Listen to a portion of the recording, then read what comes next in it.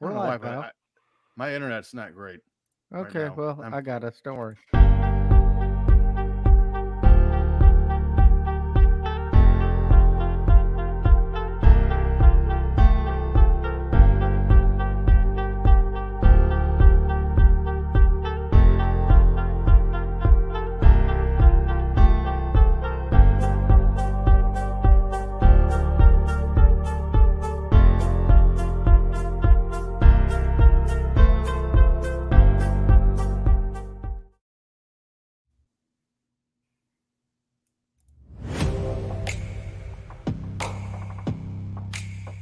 Hello and welcome to the Filter Free Podcast. I am your host, TJ Stevens.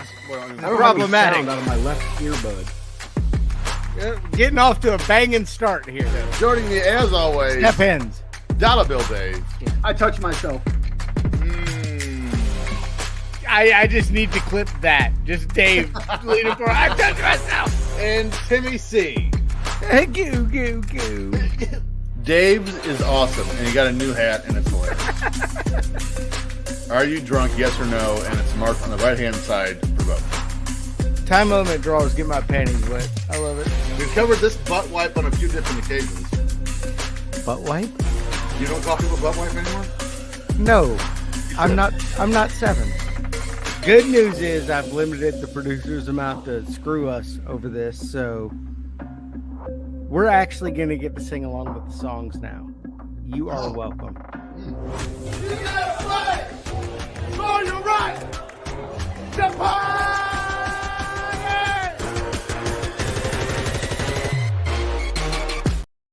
Pow! Hello and welcome to the Filter Free Podcast. I'm your host, TJ Stevens. Step ends. Joining me as always, Dollar Bill Dave. Go Knowles. It ain't And that time Timmy yet. C. Who? I am back to full health. I'm not shitting my pants. Or at least in Well, fear good, of. because I was going to cut the seat out from under you and just. I don't have gas pains to the point I thought I had a hernia. That was game event this past week for those of you who watched it. Which, by the way, thank you all for making it. I believe that was our most watched event we've done ever. Was that Till tonight. till this? So thank you guys for that. If you didn't watch it, and if you listen regularly, you know we played that for the opportunity for some of our Patreon subscribers to play the match game with us and win a Sweet Life ticket of the future. And we got him. We got T-Rob to the main event. Back to the future. Short. He fell short, which means we didn't give away sweet tickets. Rematch. Well, we might be doing something different. So keep an eye out and an ear out for that. I do know there's going to be another opportunity to win a sweet ticket coming again for a future event. It seems like the next one's going to be AEW in Chicago in September. It's kind of iffy because of it's no longer Labor Day weekend. Yeah. Which asshole really, Tony Khan. Which really messed up some people's travels plans. But regardless, again, we've been to St. Louis, Tampa, Chicago 3 times. Vegas. Nashville. Not Memphis. I went to Nashville is what I meant to say. So, I mean, we could... Montana. Butte, Montana. Grand Forks, North Dakota. Frog Bowls, Arkansas. We went to the Butt Battle Roll. The Labatt's Butte Battle Royal. I live a half hour from Possum Trot, Kentucky. Does that count? Possum Trot, Kentucky. I would never admit that. It's awesome. I'll take a picture of the sign and send it to you. I thought I was bad for being raised in a place called Fish Lake, Indiana. That's terrible. When I I'm gonna go look for a town called Deer Anus, Alabama. Probably is one. When I grew up, I lived a half hour from Big Bone Lick State Park. I love it. I'm a big fan already. Is that where Efren's from?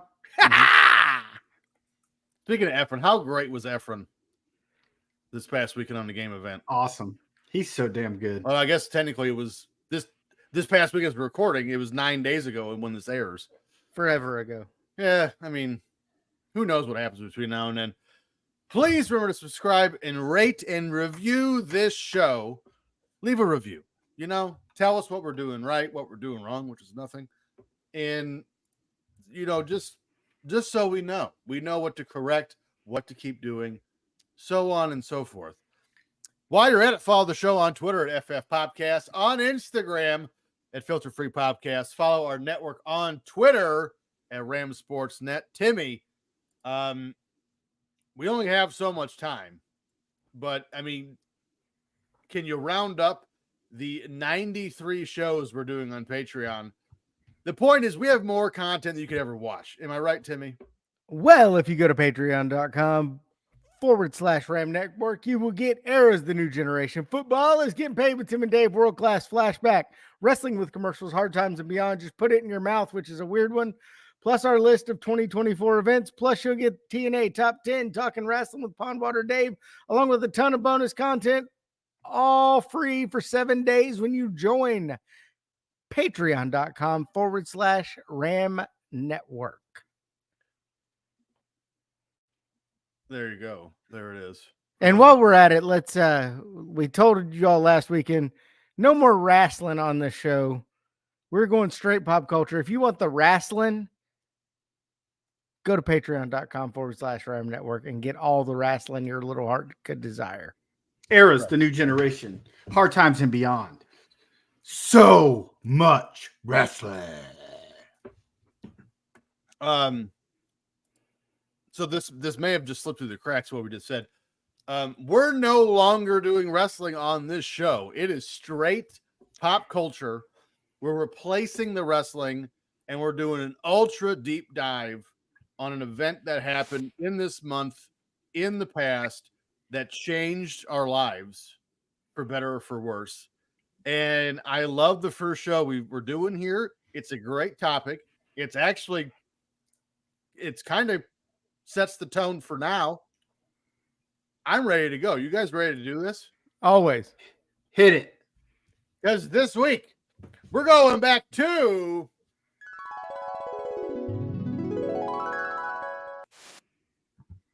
June of 1990. You guys ready for this? However, before we get to that show, there is no show. Let's see what was happening in your world yesterday. Let's run through some events filter free. Up first, Timmy.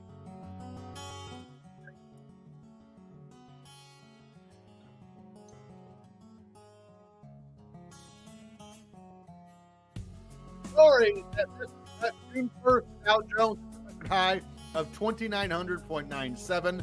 As of June 5th, when I wrote this show, it's at 38,807.33. I should have bought some Microsoft back then. We all should have. Done a lot of good. June 3rd, the third annual Children's Miracle Network Telethon raises $894,560. Good. I bet that was a lot in 1990. Yeah. Well, I didn't do, I should have done the inflation calculator. I did not. June 4th, Dr. Jack Kevorkian assists a woman with suicide in Oregon, sparking a national debate that still rages on to this day. Whatever. If you want to kill yourself, go for it. Yeah. Wouldn't advise helping people. That could wind up in murder. Yeah. But yeah. June 4th, LA Dodgers pitcher Ramon Martinez strikes out 18 Atlanta Braves. Ramon. He was Martinez. Good. He was good. Very good. Best Intercontinental Champion of all time. No, that's the honky tonk man. Razor Ramon Martinez. June 7th, Michael Jackson goes to St. John's Hospital due to chest pains after a dance rehearsal. Well, at least he didn't catch his hair on fire. Or June 8th, the Gary Shandling Show airs its final episode on Fox. What, Dave? At least he wasn't fucking a child. That's what I avoided saying. Thank you. June 8th, the Gary Shandling Show airs its final episode on Fox. It was no Larry Sanders show. You're right. It was no Larry Sanders. June 9th, LA Dodgers slugger Eddie Murray ties Mickey Mantle for most games with a home run from each side of the plate with 10. Fat ass Eddie Murray. Thank you. June 9th, Monica Seles beats Steffi Graf in 2 sets to win her first singles Grand Slam title at the French Open. The tennis Grand Slam is the French Open, Aussie Open, U.S. Open, and Wimbledon. If you don't know It- that, just go jump off a building. What are you At doing? least she didn't get stabbed here. That's true. And also, I don't know if you should be jumping off a building because you don't know the tennis Grand Slam. Yeah, because I didn't know that. Tennis is gigantic. I don't know what you're talking about. Tennis is Where? stupid. Europe? The entire world. Mm, Did you just read the Grand Slam? no. Quick, Tim, Wimbledon? name the number 2 tennis player in the world. Men's or women's? Both. Savotnica. They're a brother sister duo. Savotnica is 2 people. Brother sister duo. Look it up. We didn't ask for pairs. No, it's one is a man, one is a woman. They're brother and sister Well, from Istanbul, Alcaraz. Constantinople. C. Alcaraz is the number 2 tennis That's what player. I in the said. world. Welcome to Alcatraz. He's supposed to be the next big thing for men's tennis. Did he win the? Was he the one who won the French Open this past week? He was, yes. Look at that, Alcatraz I do know that. Alcatraz. from San Francisco, small island right off the coast. Well, Iga Swiatek is the number That's what I 1 said. Svatek, yeah. Svatechnica. No, it's Swiatek. Nika. Yes. There is no Naka in there. It's SWIA. It's abbreviated. It's abbreviated. It's her last name is abbreviated. Yes. God. June 9th, we have an AIDS awareness album as the Red Hot organization releases an album entitled Red Hot and Blue, featuring U2, Annie Lennox, Sinead O'Connor, and Tom Waits. Are we going to not talk about the fact that Tim's a tennis nerd? He's not a tennis nerd. He made it up. He's just being a tennis nerd to be a douche on this show. That's it. It's a facade. It's almost like it's character work. It's crazy. He's being the model Rick Martel on WWF. Tim wants to bang Superstars on Martina our show right Navratilova. Ugh. Well, first off, she wouldn't like that very much. now. And for good reason. June What about 10th, that? What Portland- about that one that was around in the 2000s? Anna Kournikova. Anna Kournikova? Yes. Well, everybody knew her. Yeah. She's hot. June 10th, the Portland Trailblazers lose to the Detroit Pistons in Portland for the first time since 1974. 16 years? Good Lord. Yeah, that's a long time. Well, one's in the West, one's in the East. They only played like once a year. So 16 times? It's still a long time. I mean, Portland was dominant in Portland in the 70s, 80s, and early 90s. In Portlandia. Portlandia. More on Portland possibly later. That's where Svarvrinkva is. Got a It haircut was on a microphone. Switnica, you said. Whatever. June 11th, Nolan Ryan pitches his 6th no-hitter against the A's with his final 3 outs being Ken Phelps, Ricky Henderson, and Willie Randolph, all ex-Yankees. Must have been days off for Canseco, McGuire, Steinbach, Weiss, and Lansford. You know, the real hitters. Yeah, No wonder he got a no-hitter. Was he just compiling no hitters now? He was- Oh, Yes, compiling. Walt Weiss with his career batting average that struck the fear of pitchers of 239. Walt Weiss was badass in 1990 till he met up Okay, with let's look this up. a 'cause certain you're little team. you're Certain already little team pissing I me know that off. won the World Series later. Walt this year. Weiss, phenomenal defender, wasn't worth a shit as a batter. Walt Weiss. Well, Wikipedia's not. All right, gonna you give me keep the- looking it up. I'm going to go on. June 12th, Dave Righetti of the Yankees becomes the 9th pitcher to reach 200 saves. He's currently 38th all time with 252, which means he shit the bed after that. June How many more 14th, years did he play? 2 maybe. Timmy, you shut up. Walt Weiss in 1990 batted 265, 2 home runs. That would win a 35 batting RBIs. title this year. That would This win a year? batting title this No, it year. would Yes. He's lucky he I would didn't win the get, batting title for the Tampa Bay Rays. That's about it. he's lucky he Because didn't he'd get be going against DFA'd. Mike Zanino. He's lucky he didn't get DFA'd in 1990 with a 265, 2 home Dude, run. I would Holy take shit. Mike Zunino back right now. The Rays, He Their won a catcher rookie hit a of the home year. run I don't want to yesterday. hear it. the Rays catcher is batting 0.67. It's pretty good, right? I I could looked, do that. the Reds are playing the Guardians tonight, and I was looking it up because I'm gambling again. And by the way, I bet the over on runs. The leading hitters for each team, neither was hitting higher than 280. Batting average leaders, neither higher than 280. I think it's like 275 and 277. By the way, the Guardians are like 40 and 22. They're very good. They're 42 and 22. And Okay, actually, And they're beating the Reds 3-1. Jose Ramirez is quietly cementing his case as a Hall of Famer, but Is he related to Ramon Martinez? not even the same last name, so no. Okay. But it is crazy that we're approaching batting average that we could say I could do that, and we probably could. Jake Fraley for Cleveland is batting 288. Jake Fraley is a Red. I meant Cincinnati. Same thing. Yeah. Same time. Same thing. I mean, it's the Battle of Ohio. They're both in Ohio. Only one of them sucks. They're the same town. They both suck. June 14th, the Motor City Bad Boys defend their NBA title over the Portland Trailblazers in Game 5. And yes, that got passed up in stories that missed the cut. Did they beat them in Portland? What was the question? Did they beat them in Portland? They hadn't beat them since 74. No, I think they beat him. I think they won this in Detroit. But they won some games in Portland. Yeah. June 21st, Little Richard receives his star on the Hollywood Walk of Fame. Johnny B. Bad. That's true. June 21st, the New York City Zodiac Killer kills his fourth victim, Larry Parham. Shouldn't have been standing there. Should not have been standing there. June 22nd, Florida passes a law that bans thong bikinis. Lots of lawbreakers out there then, because I seen them. More on that later. June 22nd, huge piece of baseball trivia here. The Braves replaced manager Russ Nixon with the current GM, Bobby Cox. Cox. I'm glad that's all you had to say about it. This is literally the start of 14 consecutive division titles. How many World Series do you win? One. And your All right, answer there was you go. Cox. Uno. Bobby Cox is still the GM. No, He's dead. Oh, he's very dead now. I was going to say, I thought he was dead. He is. This guy here It is says dead. current GM. Cross him. Well, I off. meant Oh, he was the in current GM 1990. then. Yeah. Okay. June 23rd, TV Guy selects Arsenio Hall as TV Personality of the Year. Ooh, ooh, ooh, ooh, ooh, ooh, ooh. June, where am I? 27th, Derek Coleman from Syracuse goes number 1 overall in the NBA draft for the New Jersey Nets. That worked out for him. June 29th, in the same day, Dave Stewart no-hits the Blue Jays and Fernando Valenzuela had no-hits St. Louis. The first time there's a no-hitter in each league on the same day. Trash ass Cardinals.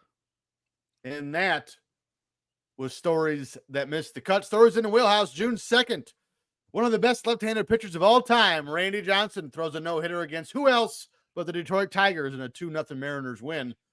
The big unit is easily in the conversation of top 3 left-handed pitchers of all time and in the discussion for top 10 pitchers, period.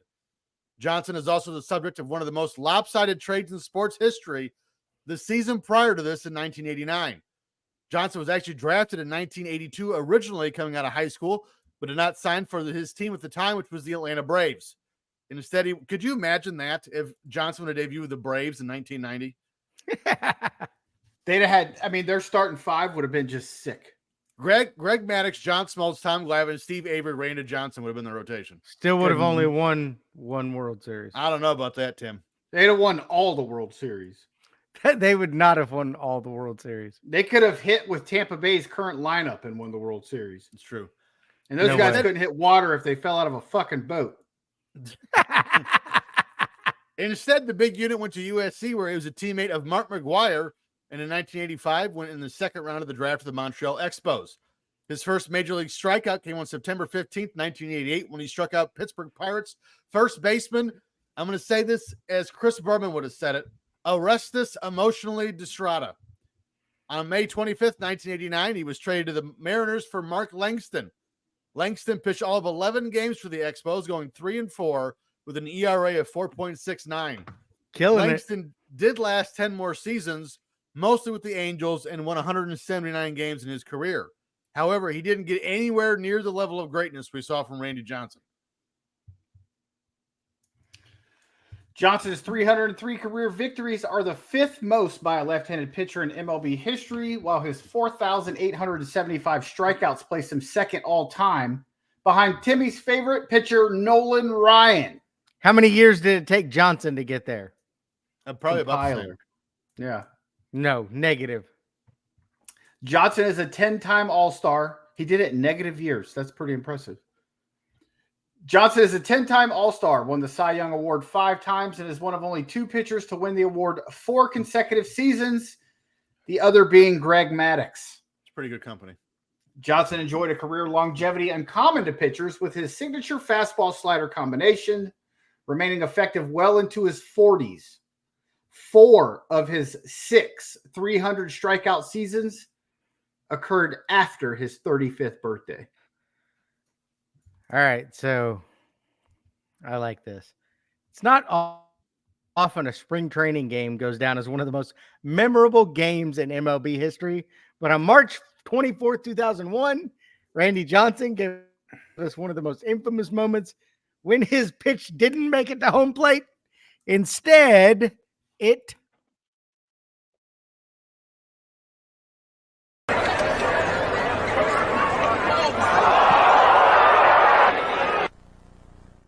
Oh, what happened there? You heard it. That was the worst part. That poor It bird hit the hit the bird. The left-handed Johnson was set to throw a pitch in the 7th inning when a bird flew in at exactly the wrong time. The ball hit the bird and flew in front of home plate. YouTube videos of Randy Johnson hit the bird have racked up millions of views over the years, with one exceeding over 5.8 million views. Because You know what would have made that even better? If the batter had swung. That would have been good. and hit the bird. Video show feathers falling off the bird, which is likely a mourning dove. It's a dead dove as it gets there. As it falls to the ground, Rod Barajas, the catcher at the time, said, "All you see is an explosion." Not widely known, but the Giants batter was Calvin Murray. He played 5 seasons in MLB, and you might know his nephew, Arizona Cardinals quarterback Kyler Murray. Huh. After retiring from baseball following the 2009 season, Johnson began his own photography business. His logo, a dead bird with feathers in the air. I love it. Yes. You know, we don't Rod Barajas, that is a solid catcher name we don't hear enough of anymore. By the way, Jeff Kent went out and picked the bird up. Because Jeff Kent is a nerd. And like smiled and made gestures at Johnson, and Johnson was pissed. I'm surprised. And now we have bird flu. Thanks Yeah. a lot, Jeff Kent. I'm surprised he didn't roid rage and like eat it in front of him. Or something. He went Ozzy Osbourne on the dead bird. I wonder if Rod Barajas is going to be in the next segment. But today, I'm the greatest of all time.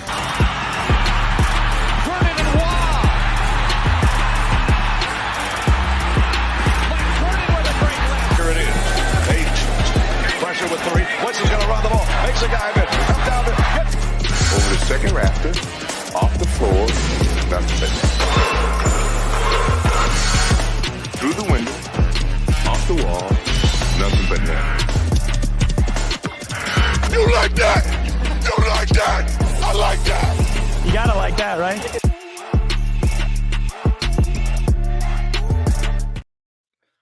So here we go. Box score trivia. Again, we're no longer keeping score. We are back to just blurting shit out. Batting average leaders 1990. We're going to go 4. And there's some names on this list that you probably won't get, but when you hear their name, you're going to go, oh, shit. Tony Gwynn. Tony Gwynn. No. Terry Pendleton. Who? Fat ass Eddie Murray. Terry Pendleton. Terry Pendleton, no. Eddie Murray, no. Willie McGee. Willie McGee. 6th, 324. Was that George National League Brett. or American League? What? National League or American League? I think this is the year he switched league. This was the year he was traded, yes, so I don't know. Dave, what did George you Brett. say? George Brett, 2nd, 329. There's 2. Barry Larkin. No, of course not. They won the World Series this year. There are no Andre Reds on this Dawson. list. Andre Dawson, 8th, 3. Mark Grace. 10th, 309. They had Got two on hitters board. in the top 10 And they and were couldn't probably- get out of the basement. Yeah, they probably didn't win 63 games this season. Here's the top 10. 9th, Bip Roberts of the San Diego Padres, 309. Cincinnati Reds legend Bip Roberts. 7th, you. Rafael Palmeiro, 319. 5th, Damn. Ricky Henderson, 325 of the Oakland A's. He's the greatest of all Cocaine. time. Why would we not guess him? 4th, that felon committing Len Dykstra, 325. You ready for this one? 3rd, Dave Magadan, 328. New York Mets legend. That's right. Dave Magadan. And your two league leaders, George Brett and Eddie Murray, batted 330 of the LA Dodgers. Let's go home runs. Let's do Jose Canseco. Let's do 5. Jose Canseco tied for 437. Barry Bonds. Barry Bonds tied for 833. Bobby Bonilla. Crime Bobby- Dog. Bobby Bonilla tied for 1032. Fred McGriff tied for 635. Bonus Andy Van point. Andy I don't know Van why I'm Slyke. saying bonus point. Bonus point if you can name the team for McGriff. who? McGriff? Cleveland. 90? Toronto. Toronto. Toronto. Yeah. No Andy Van Slyke. I'm ashamed you even said it. Cecil Darryl Fielder. Strawberry. Cecil Fielder led the league with 51. The only player to get more than 40. Here's the rest of your top 10. Tied with Bonilla, Ron Gant, 32. Legs like Damn. tree trunks, man. Tied with Barry Bonds for 8th, Matt Williams, 33. Tied with Fred McGriff for 6th, Kevin Mitchell, 35. Cincinnati Reds legend Kevin Mitchell. 3rd, Mark McGuire, 39. And 2nd Steroids. of your Chicago Cubs, Rhino Sandberg, 40. Let's move on to pitching. I'm actually excited for this. The league leader in wins this year had 27, and I promise you, you will not guess them. So let's do 4 winners here. Roger Clemens. Roger Clemens, 4th, 21. Jose Rijo. Jose Rio, no. Danny Dave Jackson. Stewart. Danny Jackson, no. Dave Stewart tied for 2nd, 22. There's 2. How many we need? 2 more. Are there any Reds on the list? No. How did you guys win the World Series with nobody of note? Well, we had a lot of very good guys, not great guys. I was gonna guess Jack Armstrong because he won the Rookie of the Year that year, but Nope. wins. Said Dave Stewart. One of the guys was in stories that missed the cut. Oral Struck out- Hershiser. Struck out 18. Eddie Murray. Nolan Ryan. Nolan Ryan, no. Monica Seles. Ramon Martinez. Ramon Martinez Yeah! tied for 5th with 20. You need one more. You have to do something here, Timmy. I'm doing it all. Maddox. No. No Glavine. Braves. No Braves. Oh, well, Maddox could have been a Cub. Oh, Yeah. good point, but no Cubs either. Give us Toronto, Seattle. Dave Steeb. Dave Steeb tied for 8th with 18. Here's the rest of your top 10 with Steeb. Eric Hansen of the Mariners and Chuck Finley all had 18. Eric Hansen, come over here and have a seat with me. Have for a seat. second, Have a sir. seat right over here. 7th of the New York Mets, Doc Gooden, 19. 5th, Cocaine. that was Ramon Martinez. We guess him every time, but this time Frank Viola had 20. Oh my God, are you kidding me? Tied for 2nd with Dave Stewart. Doug Drabeck of the Pittsburgh Pirates had 22. We whipped his ass in the NLCS that year. Well, you didn't in the regular season. And the league leader with 27 of the Oakland A's, Bob Welch. I love his grape juice. I love his jelly? grape jelly. I knew it. I Let's said do juice. saves to close out. Randy Myers. See if you can give me 3. Randy Myers tied for 9th with Dennis 31. Eckersley. Rod Beck. 2nd, 48. Rod Beck, no. Rob Dibble. No. Bobby Thigpen. Fernando What the- Rodney Sr. 57. This was the year Bobby Thigpen crushed it. Here's the rest of your top 10. Tom Hinkie. Tied with Randy Myers. Lee Smith at 31. He was still alive? Huh? He was still alive? I thought he Yes. died. No, he played like 8 more years after this. Tied for No seventh. with way. Ed Aguilera and He Tom started in Hankey. 71. Fifth, Dave Righetti of the New York Yankees with 36. Spaghetti Rigetti. Fourth, Greg Olson of the Baltimore Orioles, 37. Third, Doug Jones, another great mustache, had 43. And that was box score trivia. Let's see. Just out of curiosity, Lee Smith. Lee go to Smith NFL came now? in That was so much fun. 1980, and his last game was in 97. 1997. And he's was still the- What I alive. said. He started in 71. 80, and he's Same still, thing. and you're like, he was still alive? He's still alive. He's still alive. And he played 8 more seasons after this. I bet he didn't get many saves. I bet he did. This is a bad I son bet of he a had bitch. at least 4. June 12th, a name that is synonymous with the 1990s, Mariah Carey releases her self-entitled debut album. If you It's go a over the deb- biggest it's a musical debut acts album. of the 90s, Mariah Carey is somewhere near the top. The origin story of Mariah Carey into the music business mimics that of Cinderella. She had recorded a demo in 1988, and under the guidance of Brenda K. Starr, Carey had handed that demo off to the head of Columbia Records, Tommy Mottola, at a music executive's party. It was 1990, so there was probably Coke and martinis everywhere. Mottola listened to the tape and on his way home in the car, Coca-Cola? and immediately turned around to go find her. When he arrived back at the party, she was gone. Mottola spent the next 2 weeks trying to find her. By the time Mottola found her, another label was bidding for Mariah, starting a bidding war. She eventually signed with Columbia and was marketed as the main female voice of the record label. She was immediately thrust into the spotlight for top female name with Madonna of Sire Records and Whitney Houston of Arista. Her first public appearance was at the 1990 NBA Finals, where she sang America the Beautiful. More on this in a bit. There's not, because we're not going to talk about the NBA Finals, so I don't really know why I wrote that. When she finished, she hit a note that forever cemented her in the conversation of best musical voices ever. Pat O'Brien remarked after the performance, "The palace now has a queen." Didn't she marry Tommy Mottola? That's true. Yes. We'll get to that in just a second. Don't worry. The boxer. I'm here. Mariah Carey generally received positive review, with critics praising Carey's vocal performance and technique, but were ambivalent towards her songwriting. Ambivalent. I was They were getting ready to also, correct you, but I just also followed taking through. Ambien. Just so they wouldn't have She to does listen take to it. Ambien. It became a commercial success, topping the U.S. Billboard 200 album chart for 11 consecutive weeks.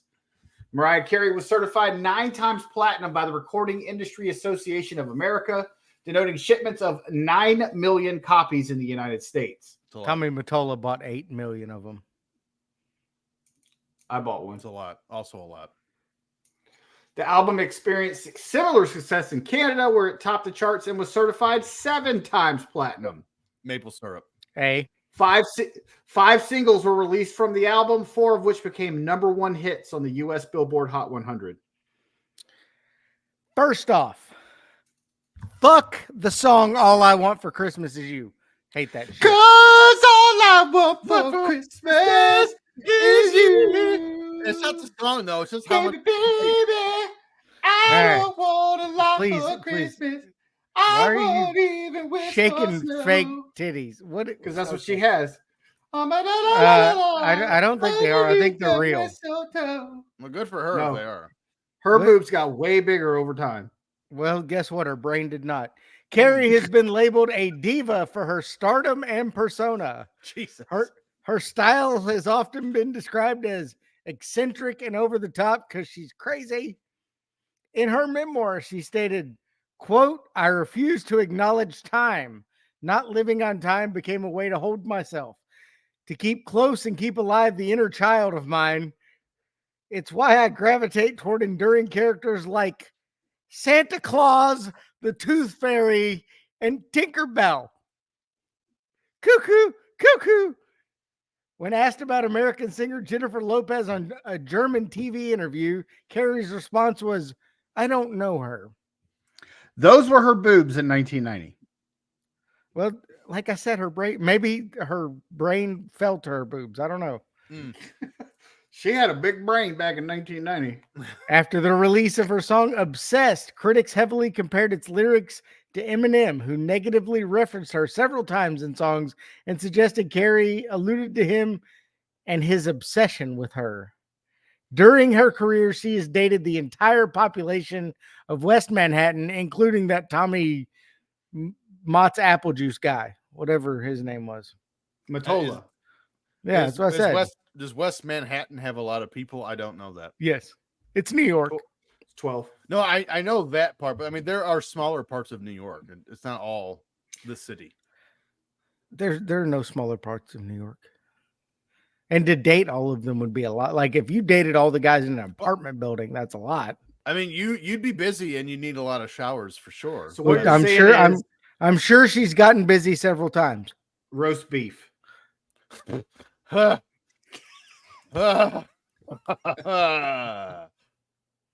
Does that mean it's my turn? Songs out of the question for that young lady then. I guess not. Thought it was my turn. That means it's my turn. Let's go to Timmy's Trivioki. Figaro. Figaro, Figaro, Figaro, Figaro. That's not Tosca. Ugh, my ears. My neck. My back. Yep, I remember. Everyone remembers when Elvis performed that. Jamaica. Ooh, I want to take it. Bermuda, Bahamas, come on, pretty mama. Key Largo, Montego, baby. All right, getting back to our roots now, where we're gonna have to. You think Mariah Carey could do the Arby's jingle? Absolutely. We have the meats. Mariah, I have the beef. I bet her. I take the meats. I bet her this- underwear just says Angus across the front of it. You think like when she's getting ready to lady nut, she's like,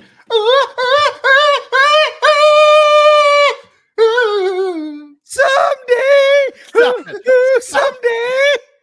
You said lady nut to start the whole thing. Ah! All right, let's go. Song number 1. Remember, this is pyramid style now. Clue number 1, Oakland music. the Beach Boys. Clue number 2, please don't hurt them. MC Hammer. Hammer, don't hurt him. Oh. Clue number 3, Oh, pants. MC Hammer. Hammer time. Clue MC number Hammer 4, 2 quit. this is a beat you can't touch. You can't touch this. MC Hammer. Yes, got it. Woo, Dave win. gets it. Got Whoa, whoa, can't touch this. Touch it. Doo, doo, Now. doo, doo, doo. Bam, Can't bam, touch it. can't touch Music it. hits me so hard, makes me say, "Oh my Lord, thank you for blessing." All right, you guys obviously don't know that. All right, cool. Oh. Wrong. They both get a Hammer point. time. No, Oh. Dave got it, and it wasn't Why? close. It wasn't close. Because I got it, fool. He got it. This is bullshit. That's why Tim now leads in movies. What? Song number 2. You guys Clue talk number. before the show? Clue number 1. Nose and glasses. Barbara Streisand. Close. Clue number 2. Burger King bathroom. Oh, Oh, Humpty Dance. Humpty Dave Dance. gets it! Oh, That's what you're doing, It's an 'cause autograph. I'm about to ruin the image and the style that you Oh, used that to. you used I to. look I funny. look funny. But yo, I make you Yo, money. See, funny, yo, six, whoa, yo, yo, wanna ready hope for you're me? ready My name is Humpty. Around. I'm the new fool in town. I'm Yeah. I'm by the underground. I You drink guys Love ever water. see, On yourself. So just let me introduce myself. My Myself. name is Humpty. you Pronounced guys ever with watch the movie Nothing But Humpty. Trouble with Chevy Chase? and Yes, Demi Moore? they're in it. Yeah, they're in it, and so is Tupac. It's He's a in the Entourage. terrible movie, but they're in It's, it. it's a god awful movie, but he's in it with Tupac. He's in the Entourage. All right. Song number 3. This is for you, TJ. This song is very close to my heart. Clue number 1. Prince. Pussy Control. You picked a Prince song? Pussy Pussy No, it's Control! not actually it. By the way, I have a friend. 1999. By the way, I used to have a friend that sung that at karaoke. Purple So Rain. funny. Clue number 2. I don't like him. Bald. Batman. What's the name of the Batman song? Clue number 3, Pope. D'Angelo De Niro. Got it. Clue number 4, several hours and 15 days. That's a long time to be It bold. is a long time. It's been several hours and 15 Oh, Sinead O'Connor. since you took my love. Nothing compares to you, away. Sinead O'Connor. Correct. Nothing compares. Dave gets it. A clean sweep. Wait, Compared hold on. to Stop it. you. Stop it. You do this new style with Timmy Strivioki, And, and Dave you go kills out. it. You end the bit with that shit. Nothing compares. Wow. It was the highest ranked song on the Hot 100 that week compared to all the others. We might have to pull your music credentials. I don't know if you're going to be able to do this. Dude, I had to do something by a white person so you might get one. And you picked Sinead O'Connor. Yeah. I mean, 1990, you had like, There was no death metal on there, dude. Sorry. well, there probably was. It just wasn't well known yet. But I mean, there's, well, no, the Proclaimers wasn't even until 92. Meatloaf didn't do something. Not in 90. That was like Who are 90. the Proclaimers? I would walk. When I wake up, 500 Well, I'm miles gonna an be. hour, I'm gonna walk be the man who wakes up 500 next to more. you. I heard TJ's song. I never heard that one. And I would walk 500 Or miles. is that the same song? I would walk. It's the same song. And their name's the Pretenders? The Proclaimers. Proclaimers. Same thing. No, the Pretenders were a different band. No, they were. All right, you guys carry this for a minute. I'm going to pee. Nothing compares. Compares to you. June 22nd. Saturday Night Live adds a piece to their roster that wound up being a key member of the show's resurgence in the form of Adam Sandler. Here in 1990, SNL was making quite the rebound after suffering significant drop-offs in popularity throughout the 80s. Several SNL alum and historians of television have all agreed, had it not been for Eddie Murphy in the early to mid-80s, SNL would have folded up shop. This was after the show's immense popularity at inception with legends like John Belushi, Dan Aykroyd, Chevy Chase, Bill Murray, Gilda Radner, and many others. All the mentioned names left the show to pursue film career and left no one to take the helm in the mid-1980s. Eddie Murphy kept the show alive, but even he left by 87, and now the show was without any stars and without Lorne Michaels. Michaels returned toward the end of Murphy's run and needed to scout and find new starts. That doesn't make sense. Stars is what I wanted to say if SNL was going to survive. He started by hiring Billy Crystal and Martin Short just for instant star attraction in 84 because they were already established Hollywood stars. However, the appeal still wasn't there, and the show actually canceled in 86, but producer Bonnie Brillstein convinced Brandon Tartikoff to give it one more season. From 86 to here in 1990, this is why I love doing stuff like this. SNL recruited Phil Hartman, Dana Carvey, Mike Myers, Chris Farley, Kevin Nealon, Norm Macdonald, Chris Rock, David Spade, John Lovitz, Dennis Miller, and Victoria Jackson. I believe we call that the Murderer's Row of improv. While performing on stage in Los Angeles, Dennis Miller caught his act and recommended Sandler to SNL producer Lorne Michaels. While Sandler initially auditioned to be in the cast, he was ultimately hired as a writer and didn't make his first on-screen appearance until December of 1990. Sandler officially became a featured player in February of 91. After spending a few seasons as a featured player and writer, Sanders became a full-fledged member of the cast starting in 93. Due to low ratings and then NBC West Coast president Dan Ohlmeyer having a different sense of humor, Sandler was released from SNL in 95. Barry or Yeah, all of them. Reggie. Sandler was released from Saturday Night Live in 95 at the end of the show's 20th season. that was a good plan by Despite him. that, Sandler's fame and popularity continued to rise when he left SNL to pursue a film career. Though not always loved by critics, movies like Billy Madison, Happy Gilmore, and Big Daddy connected with audiences, making Sandler one of the top-paid comic actors/writers working in Hollywood. Quick, Correct. Best Adam Sandler SNL character. It's for me. It's Opera Man. No. I love Opera Man. I like Cajun guy. Cajun guy was Cajun solid. guy. Cajun guy was solid. Yeah, you're right. You might have me on that one. All right, so we did Sandler fun facts with Happy Gilmore because that is my favorite Sandler movie.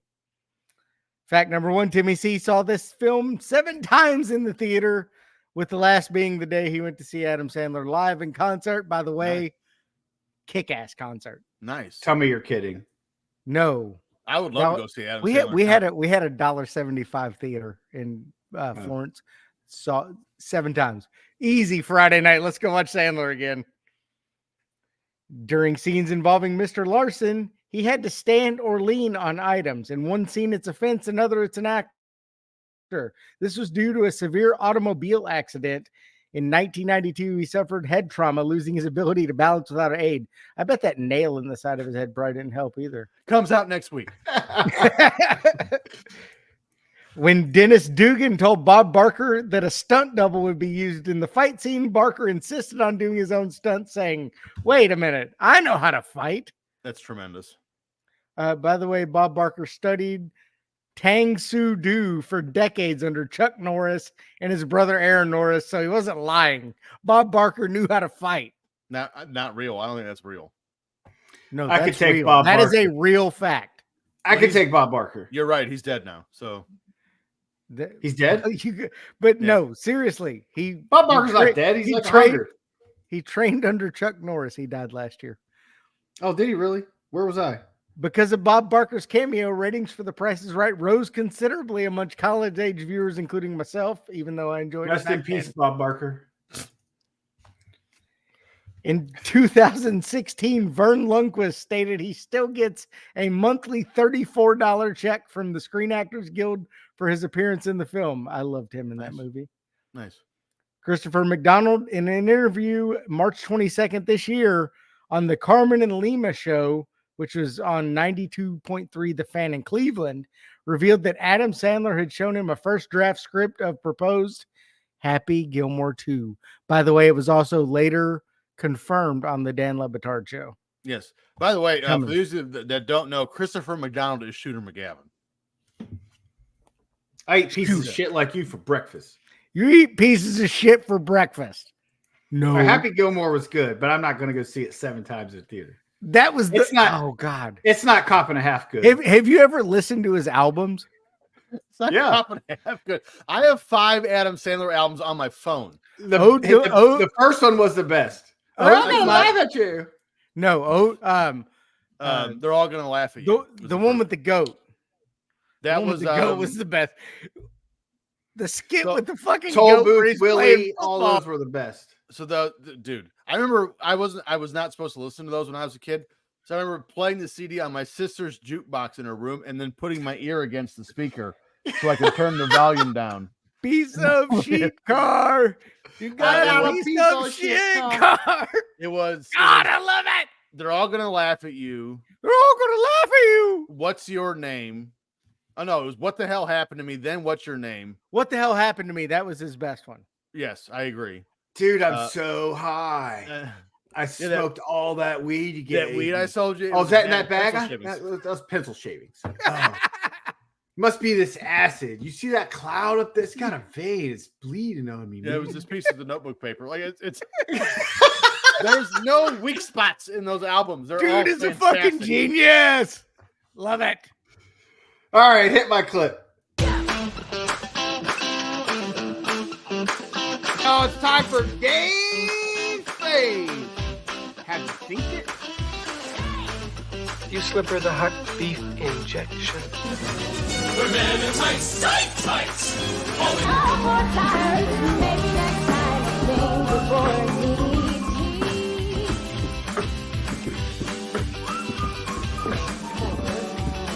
I got nothing, guys. Huh?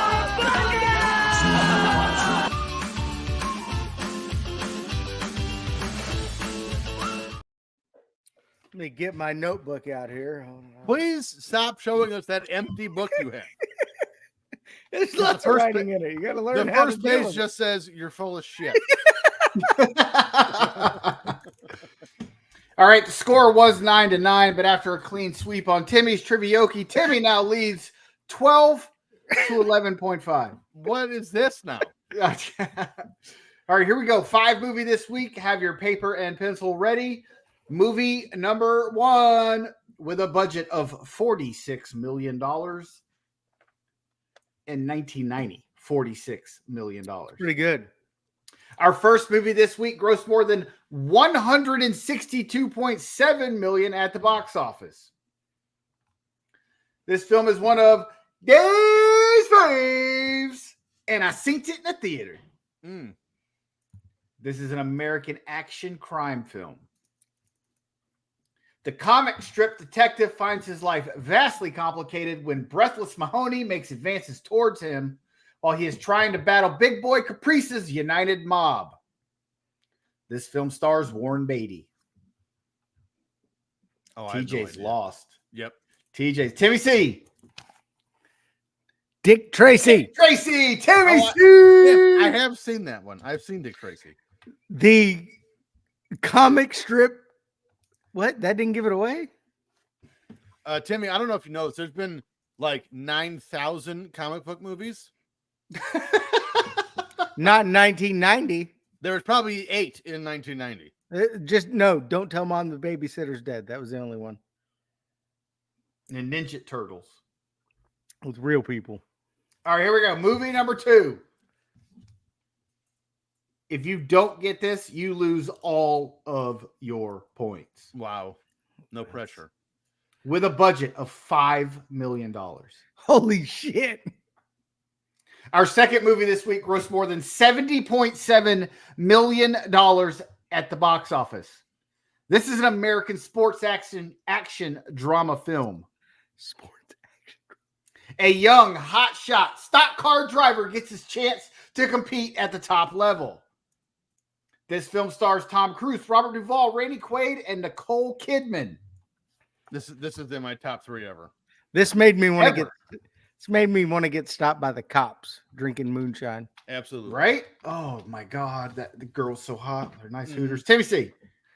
Days of Thunder. Days of Thunder. Thunder. All right, Boches. Rowdy Burns. Timmy leads 11-10.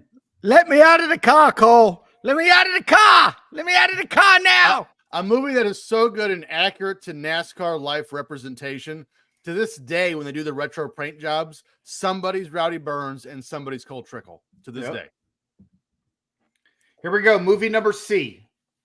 With a budget of $30 million. Our third movie this week grossed a disappointing $25.4 million at the box office. Ouch. By the way, just so we're clear on this, when you say the budget is this, double the budget because the advertising budget doesn't count in that budget. So if it's 30 million, it's 60.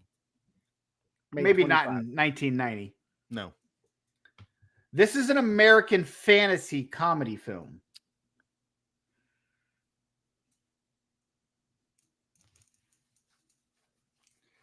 A widowed father tries to support his children after he dies in an accident. Well, you see, this movie stars Bill Cosby and Kimberly Russell. It's a pudding pop. Ooh, I know this one. I know it. Terry C. No idea.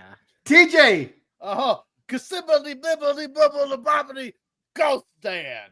Ghost Dad. TJ Stephens. That is so stupid. One of my, I loved that movie when it came out when I was a kid. It's terrible. It's awful now. In Love the retrospect. pudding pops and the roofies and There's not one mention of pudding pops in the entire movie. lots That's of probably why it roofies were sucks so handed much. out backstage, though. Don't worry. All right, not as bad as movie Leonard number Part Z. 6, but it's pretty bad. On a budget of $40 million. Movie number Z this week grossed $245.1 million at the box office. That's shitting and getting it. American science fiction Western film. Stranded in 1955, Marty learns about the death of Emmett in 1885 and must travel back in time to save him. With no fuel readily available for his DeLorean, the two must figure out how to escape the Old West before Emmett is murdered by Mad Dog. This film stars Michael J. Fox and Christopher Lloyd. T.J. Steppins. I can't remember if there's anything after this, but it's Back to the Future 3 for sure. Got it. Back to the Future 3. He didn't write the whole thing out. He wrote abbreviation. By the way, happy birthday, Michael J. Fox. Back to the Future 3. Last movie of the week. We are tied at. We are tied. It's like 12-12. 12-12. Here we go. Roll with it. With a budget estimated to be as much as $80 million. Estimated to be In 90? 1990. Wow. Our last movie this week grossed more than $261.4 million at the box office. Barely seems worth it when you say the budget number. This is an American science fiction action film. When a man goes in to have virtual vacation memories of the planet Mars implemented into his mind, an unexpected and harrowing series of events force him to go to the planet for real. Or is he? This film stars Arnold Schwarzenegger and Sharon Stone. I got nothing. I have no idea. Timmy Twins. C. Total Recall? Boom! Timmy C! Total Recall! I wish I had 3 hands. 13-12, Timmy C. Not as good as The Running Man. Yeah, one more week Because to it doesn't go. have Richard Dawson. But by the way, before we get to our last story, next week's show, the main topic, can't wait. Killdozer, baby! Boy. But this week's show also good as we go into the deep cut here. That's the name of the new name of the main story we're doing. This is called The Deep Cut. Or Here we go. we could have called it Mariah Carey. I don't like that. June 10th. Instead of watching a wrestling show and commenting on it, which we will still do, but only on www.patreon.com/Ram Network, when we do our monthly watch-alongs and whatnot, instead we're going to deep dive into this story. Instead of giving you a very basic rundown of what happened like we normally do, we're going to dig deeper on cultural impact and also sort of open the windows on us three as people rather than just talking heads you see every week or here. With that, here we go. The rap group 2 Live Crew is arrested in Florida for violating obscenity laws. Reminded, this is the state that made thong bikinis illegal earlier in the show. We mentioned that in the stories that missed a cut. The group 2 Live Crew started in 1984 with Fresh Kid Ice, Brother Marquis, Luke, and Verb. It's my love that someone named themselves Verb.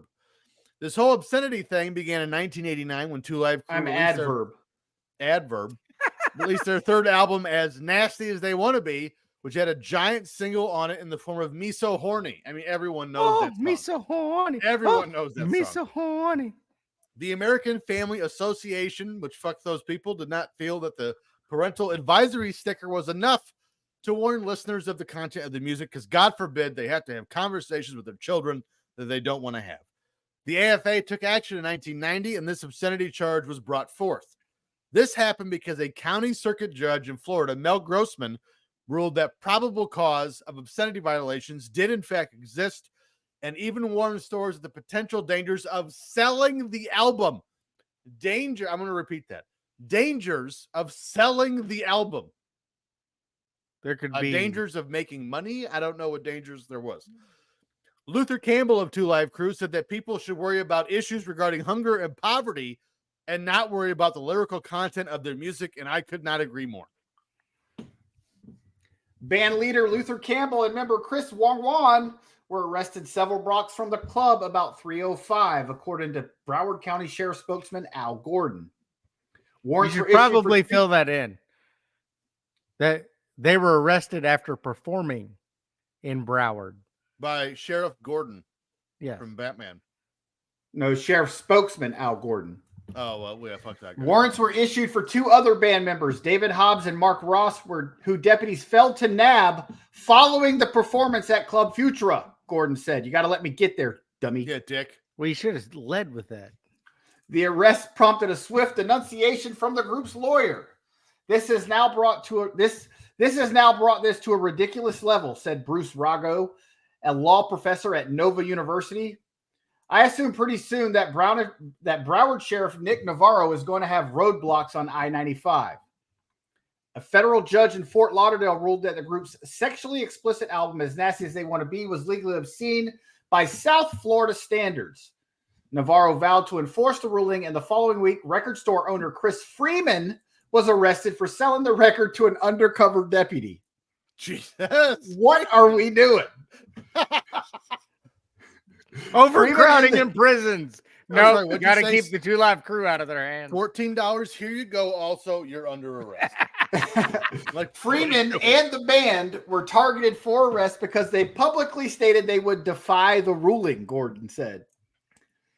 The same as with Mr. Freeman. When you go on television news and announce that you're going to do what you damn well please, that's all fine and dandy. But if you do it in Broward County and it's in violation of Florida statutes, you're going to be arrested, Gordon said.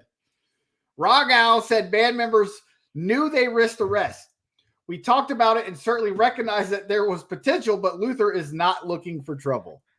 Well, first off, Broward is not Miami, so I also hope. Trust I hope me. They weren't. I Miami's hope in they Dade also County. were not wearing thongs. Miami is completely lawless. There's no way anyone got arrested in Miami over this. Broward's like Fort Lauderdale. Ted Yeah. Bundy was literally arrested in Miami. That's how bad you have to be to get arrested in Miami. Do you know what You he got to arrested- kill like 42 motherfuckers. Do you know what to he get got arrested arrested in for? Miami. Do you know what he got arrested for? Buying a 2 Live Crew album. Breaking taillight. Broken taillight. That happens. Yeah. Quote, a lot of people have gotten the impression I'm this rude, sexual deviant or something, Campbell told journalist Chuck Phillips. But contrary to what has been printed about me in papers, I have no moral threat to anyone. I'm just a hardworking guy marketing a new product. His product is sex and I like it.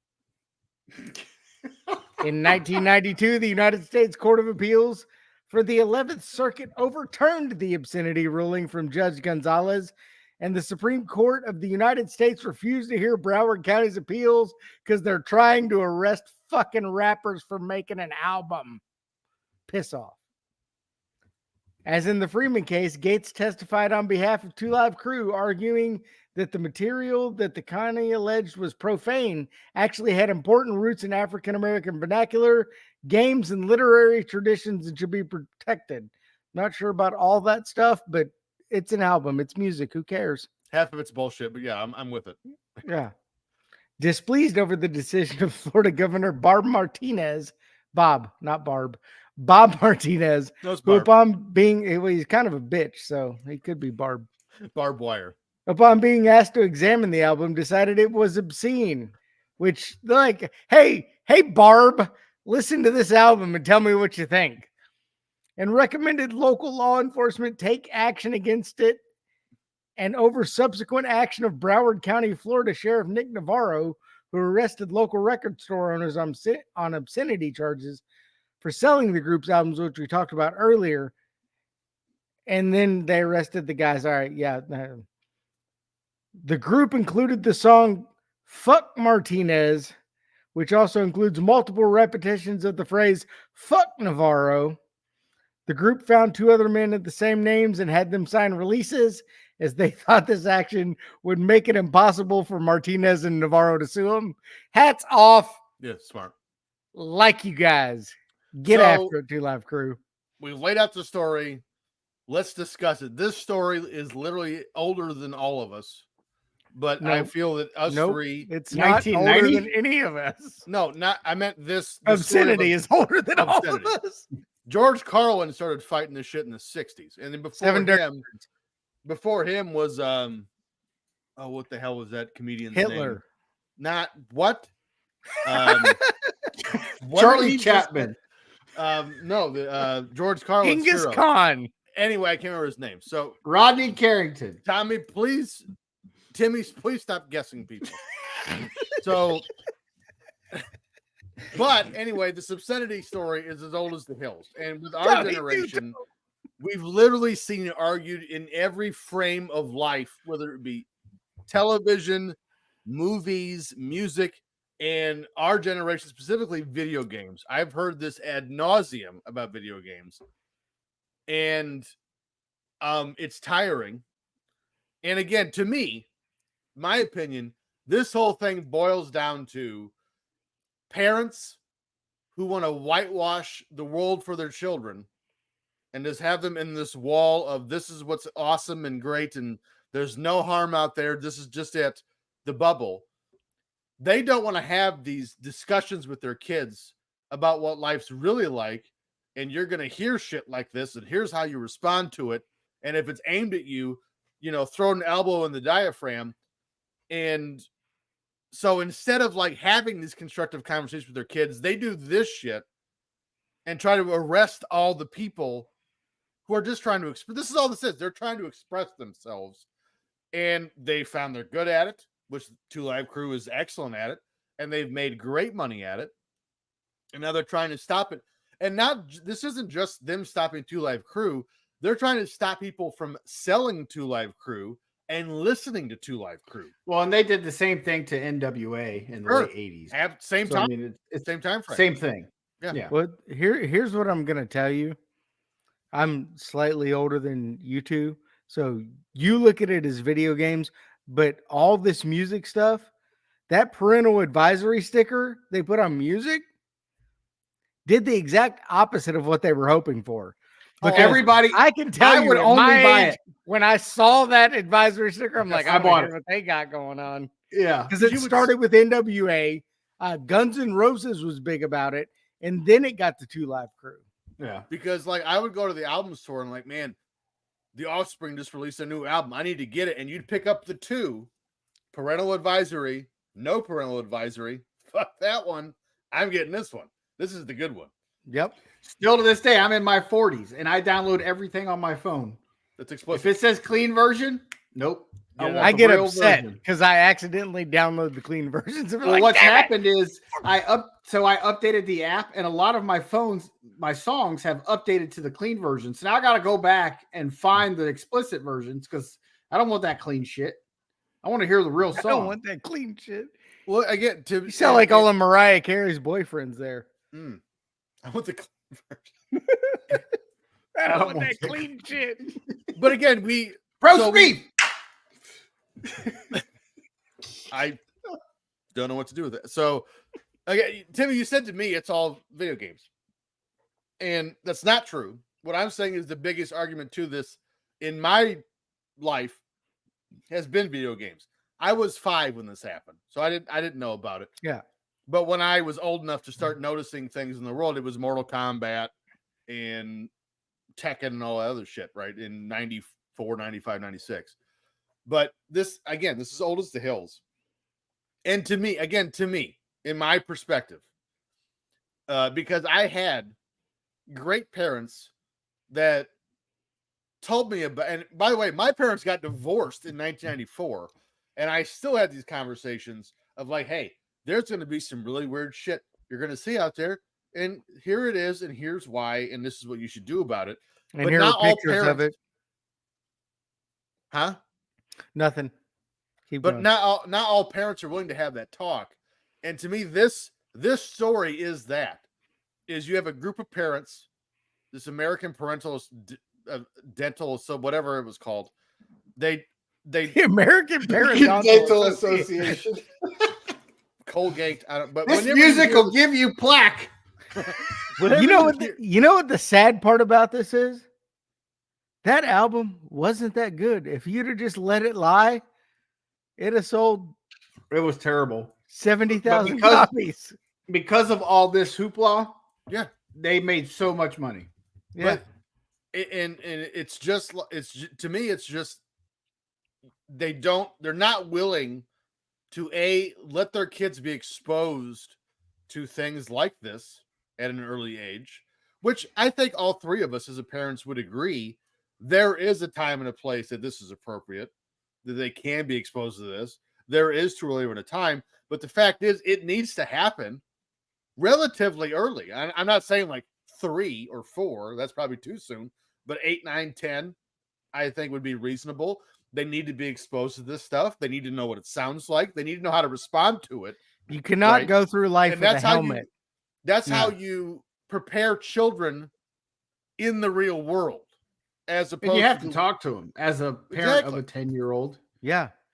Or I guess she's 11 now. She just turned Yeah. 11. So, Well, but it's but you like- have to have those conversations, man. And Yeah. you have to, because, whether you want to believe it or not, they hear shit at school.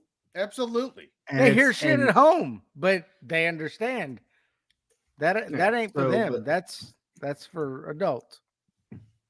So, but you have to have that conversation with your kids. And I'm not the type of person that wants the government having the conversation for me. Thank you. Thank I you. like to parent my own child my way. Yes. And I probably parent a little bit different. Like I said, I like the explicit songs. They hear them. I try Hey. not to play overtly sexual crazy shit around them, but they're going to hear the explicit versions of a lot of songs just because that's what happens. But my kids know right from wrong. And that's the thing is you're teaching your kids right from wrong. They know what they can say and can't say. Right. And they know what's going on in the world. Like I used to have a radio show, for those of you who know me well enough. Had it for 2.5 years. So it wasn't like I filled in one night and that was my career. It was 2.5 years I had the show. It was kind of like And- Delilah, wasn't it? Yeah, kind of. And I talked about it on my show. It was so all my shows from Monday through Friday were recorded. And then Saturday morning was live in the studio. So Saturday morning I was in the studio and I talked about it because this was 2014-15. And I don't remember why, but video games were coming back into the conversation because it does it like every 10 years. It comes back. And how it's ruining the youth of America and all this dumb shit. And I told people on the air, well, this time it wasn't. It was ruining the youth of America. It was making the youth lazy. That's what it was this time. Well, it still is. I mean, Sure. But again, is it the video Yeah. games making them lazy or is it the parents? There's a difference. If the video games aren't going to make them lazy, if you let them make them lazy, they're Well, that's the thing. Too many people let electronics parent their children. parents or kids, exactly. So I said, video games don't make you lazy. I said I started playing video games when I was 5 years old, and at the time I was 30. I just turned 30, and I said I haven't missed a day, and I can tell you confidently at 39 that's still the case. However, so at some points, to people don't understand how expensive it is. expensive. Is that a word? Expensive it is to be a video game dork. It's a very expensive hobby. Like at the time I was working a factory job and my radio station job just so I could keep buying video games. I said, so the video games making you lazy is bullshit. That's only because that's what you want to think. I don't even know what video game system I own. I have so many. I have some sort of Xbox One, but I don't know if it's the one that's going to let me play the new NCAA football game. You know what I have? is, I it have the old school mini Nintendo now. I have That an is the actual- brand newest video game system. But I no, own. I have an Xbox One, but the new NCAA football game is only going to be on Xbox One X and S. or I have an whatever. original Nintendo right there. Yeah, but you own much newer stuff. I do. That is the newest that I own. Like I But don't do video games. But like I play very rarely. my mom and I, we had conversations because I was much closer to my mom than my dad when I was growing up, and we had talks about you're going to hear this in music and you're going to hear this in movies and TV and so on and so forth. But we'd also sit down and watch stand-up comedy specials together, right? So so she could explain things, I guess. Like To me, that was where it was important because stand-up comedy was a big part of my childhood. and watching things like Richard Pryor, Eddie Yes. Murphy, George George Carlin. Carlin. Jeez, I thought And- I was cutting edge listening to Jeff Foxworthy. Well, I appreciate Foxworthy. You don't have to Yeah. worry about explaining that to your kids. But if you get into like Ron White territory, Ron White gets a little blue, and I appreciate that. I don't know. Like, to me, like, I think we're at the point, and I got a feeling because it feels like it's been enough time. We're probably ramping up to have another one of these disputes. It just feels like it's time. But to Well, me, it's an election year, so it's definitely time. that's Well, now probably- it's video game violence causes people to go out and kill people. well that was That's Columbine. their normal. That that started with normal. Columbine in '98. Anytime cover there's it- another we'll shooting, cover it- it's going to be Cover video it game next violence. week on Killdozer. Which that dude was like 53 years old when he did that. But to me, like this whole argument, because it's happened so many times and it's been proven and defeated each and every time. It's to me, this argument is lazy and tiresome. And quite frankly, I'm over it. I'm tired of it. I don't want to hear it anymore. And get the it. whole again, it's a facade. This argument is a facade because people and parents are not willing to have conversations with their kids that may be uncomfortable. And that's this And see, isn't I just- was. Here's the thing. I was never a big video game player because we had an Atari and then we had a Nintendo, but my stepdad didn't let us play video games all night long, and he didn't really let us do much anything anyway. Because at our house where we lived before we moved to the lake, the den and the living room weren't separated by much. So if he was watching TV in the living room where he always was, he didn't want us doing shit over in the den. right. And back then we didn't have TVs in our rooms and everything. The Nintendo was hooked up to the TV in the den. But most of the time we were outside playing anyway, so we didn't give a shit. But so video games were never big to me. My little brother, all the time still, but he's all computers, not video games, but Sure. computer games. But Same I never got into computer games. The only computer game I've ever played is what's the Oregon Trail at school. Oregon Trail. I think that's about it. Don't die of But- dysentery, please. But I've never been a big video game guy. I've usually had, I've had the PlayStation 1. I had a PlayStation 2. I had a PlayStation 3, an Xbox, an Xbox 360. And now I have the Xbox One. But I play it here and there, but never longer than 30 minutes. But my attention span's that of a Gnat. batshit crazed gnat. So, I mean, Sure. I play a baseball game. Like if I'm playing the show, right. it's 6 games because you're only playing when you bat and a couple times in the field. It's not like Right. you're literally throwing every pitch. Right. That's your pitcher. So I'm playing for 20, 30 minutes and then I'm like, okay, time to go do something else. But that's how long my attention is for stuff like that. Right. So but I get it. But there's a reason why when I lived in Illinois, when it's warm outside, we're always harping on my children, get outside, get outside, Get outside. Yeah. Because it was so cold during the winter. They spent a lot of times cooped up watching TV, watching their iPads, doing that kind of thing. And I don't want that. Right. And my girls don't play video games. My youngest, so I just bought a Nintendo Switch. Yeah, my daughter's playing Switch right And now. I kind of bought it for them just in case they wanted to have something to do. But I bought it because I'm going to Europe and I'm like, oh, I can play Mario Kart or something on the airplane, kill That's a couple hours. fun.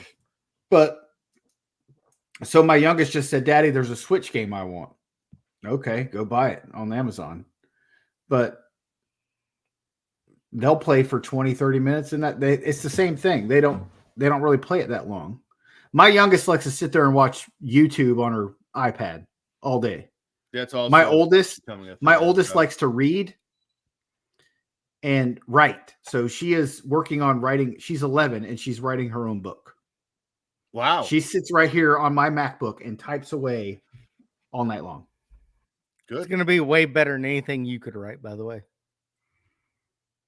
Probably. Actually, and I think we can close on this. Is we're actually having. I just reminded myself We're actually having this argument again right now in the form of these dumbass library book bans we got going across the country. Here's why I say it's dumbass. If it was true intentioned, good intentioned, an actual plot, and ironic, I use that term in a library book ban, and like here's this is the book, I'd be fine with it.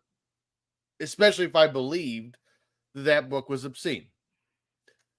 Now let me tell you why it's batshit, and it's to benefit the parents only. It's not for anyone else. Let's not confuse the issue. I just read a story. I'm sorry, I didn't read it. I saw it on TV. There was a library in Oregon that's under fire because there was some book. I can't remember the name of it. I do know. I'm not trying to be controversial. It's just a fact. It was an LGBTQIA plus book. Well, yeah, that definitely checks all the boxes. And they wanted, and it's in middle of, it's not even Portland. It's middle of nowhere, Oregon. And all these parents got together. We want this book banned from the library. They tried, they pursued their government to have funding banned from the library and won. They succeeded. They pulled the funding from the library. Here's the fun part. The book they were demanding the library have pulled to begin with, they didn't even have it. So they went on this crusade to have this book ban, went as far as to go to their local government and have the funding pulled for the library just to find out the library didn't carry the book that upset them. And that's why, again, I say these stories are so much more important than, oh my God, this kind of inconvenience to Live Crew, which, to be honest, actually completely helped them, made their career. Popularity. Yeah. You wouldn't know who they were if not for the story. But this shit, this fight for right, TV, got to clean up TV, books, and video games and music and crap. Jimmy Swaggart, all 700 these Club, fights- fuck off. Ladies and gentlemen, we're in an election year. I really need you to pay attention to me right now. All of these fights you see on TV to clean up the books, the libraries, the music, the video games, everything else, it's all bullshit. It's fake. It's for votes. It's for attention. It's for likes. That's it. Because I guarantee you, as soon as this election cycle dies, it's going to go away. Well, and I caught a lot of flack on Twitter not too long ago over my stance of, I mean, it really surprised me how many people commented and were upset that, guess what, guys? You can have friends on the right. You can have friends on the left. You can have disagreements. You guys can believe in different things. Literally us three on this show right now.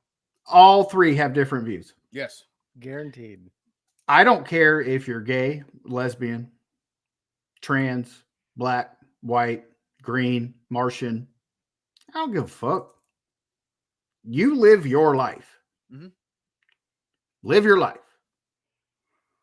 But just because I believe one thing politically and you believe one thing politically, I'm not going to treat you any different. I think both the right and the left are all batshit crazy. Absolutely. Amen. But I mean, we all know which way I lean. Sure. I'm a gun-toting. You lean back. Lean back. But lean I mean, back. I don't lean that way for morons or any certain way. And I wish that people could figure it out to where, like, hey, you know, there's some good shit over in the middle. Let's meet in the middle here and let's do what's best for the country, not what's best to line our pockets.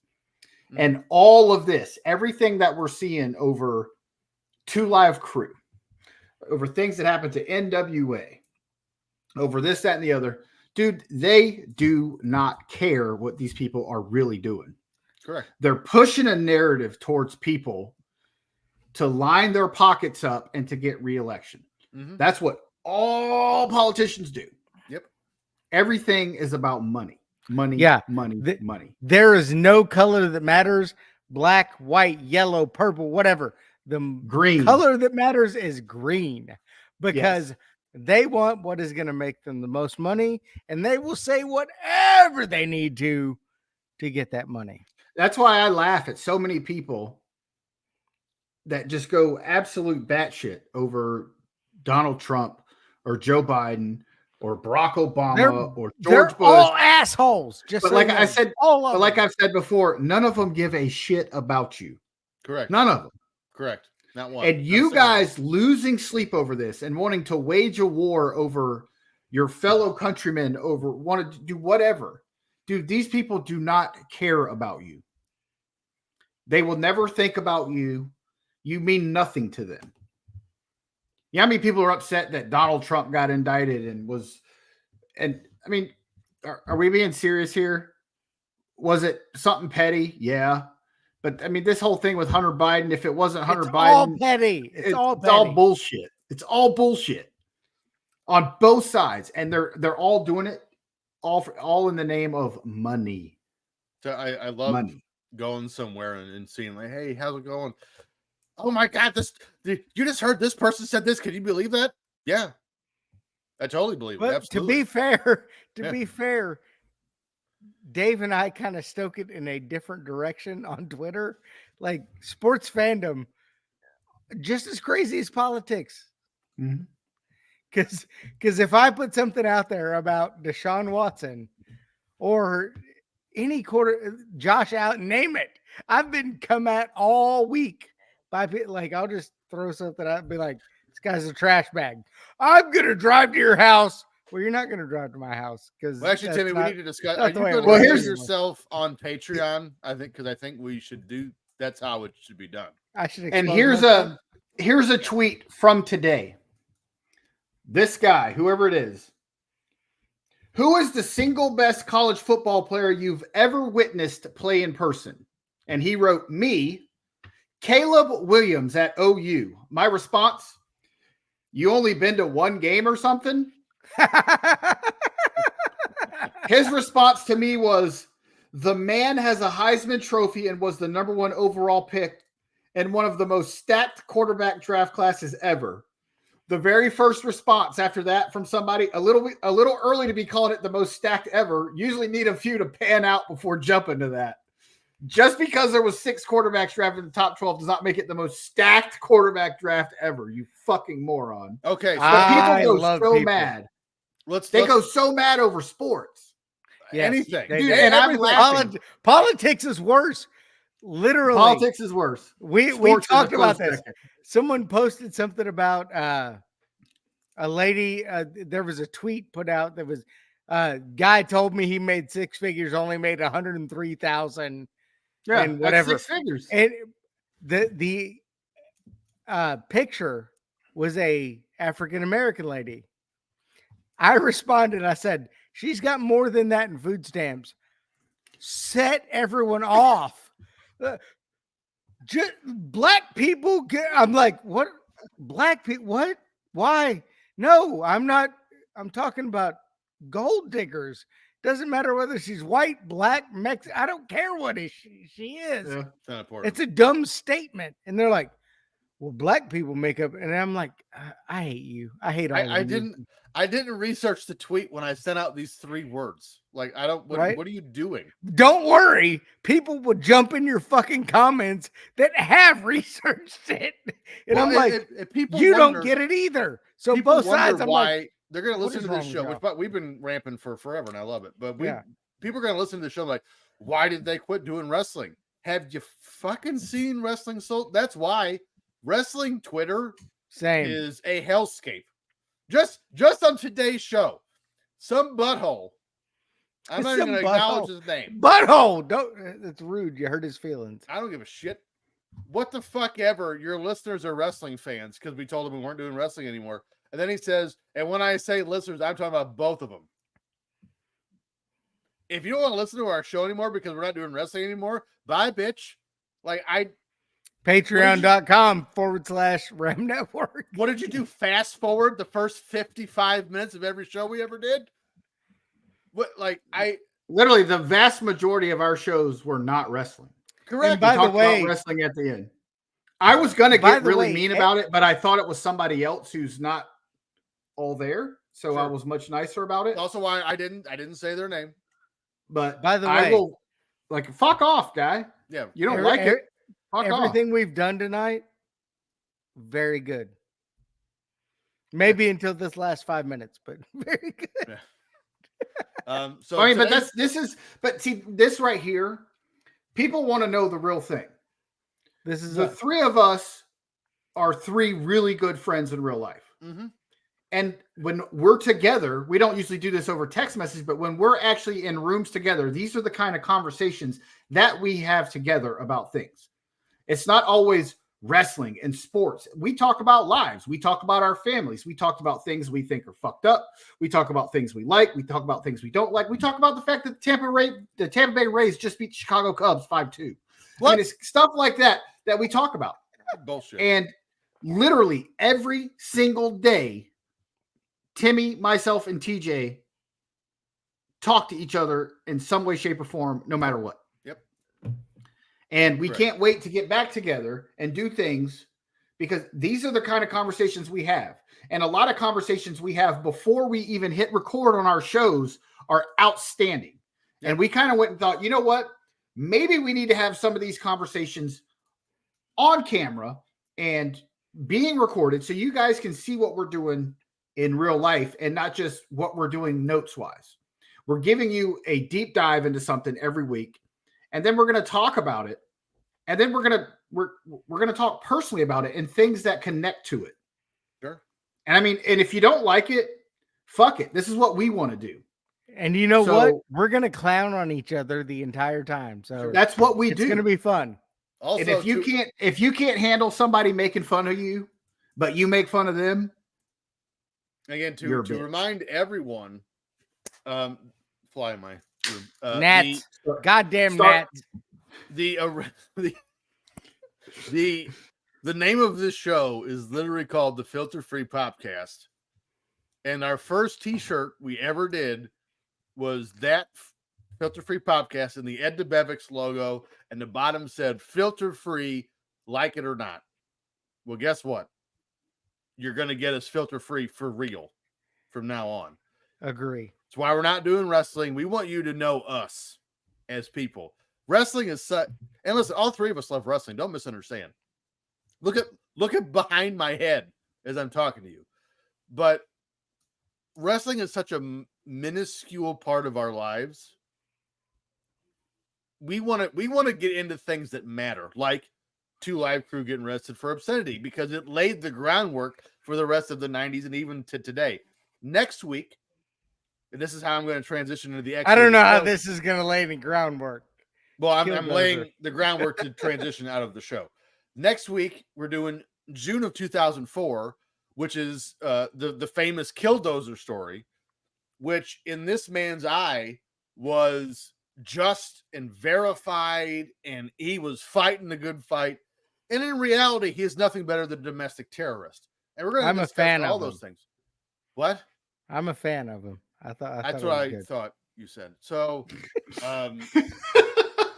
this is I hope you like the show today. This is what we're doing now.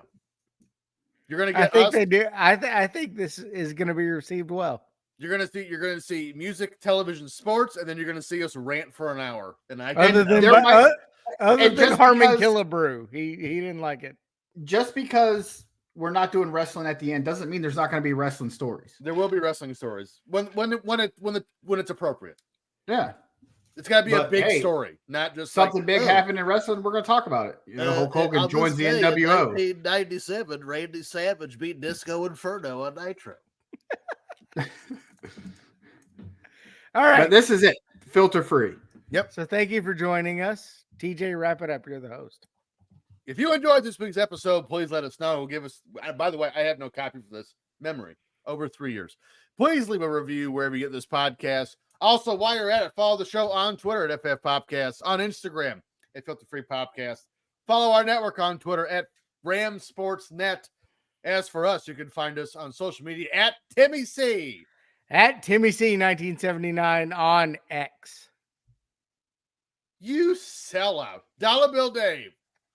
Adverb. Follow me on X at Dave in the HSV. And I am on Twitter and Instagram at TStevens91. Next week, we're doing June of 2004. Again, we're talking Killdozer. That will be the big story. This has been the Filter Free Podcast, and so long for now. Joke of the week.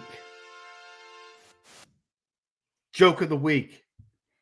What do you call a chicken staring at lettuce? Chicken salad? Chicken Caesar salad. Yes. I hate y'all.